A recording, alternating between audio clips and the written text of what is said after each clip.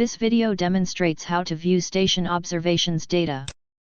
Click on View in the Select Stations search results. The Station Observations data page will open to a graph of discharge or storage for the last 10 days by default. To change the period, select the drop-down menu and choose another option.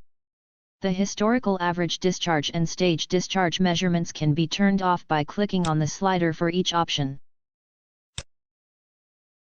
Additional parameters available for the selected period can be added to the graph, such as air temp. The legend can be moved or turned off by clicking on the X.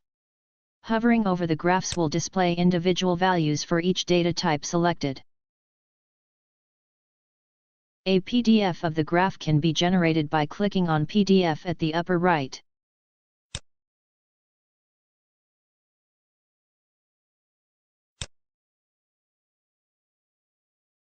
The data can also be viewed in a tabular format by clicking on the Table tab. Choose the data period under Display for 24-hour average, hourly average, or all values. Selecting the 24-hour average allows you to set the start time for calculation of the 24-hour average, such as 6 a.m.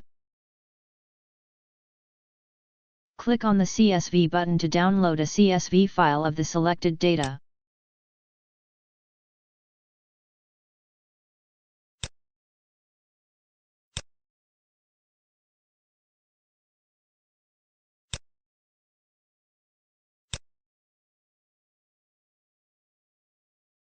It is also possible to copy data from this grid to paste into another spreadsheet. Click on the date header to resort the data if necessary.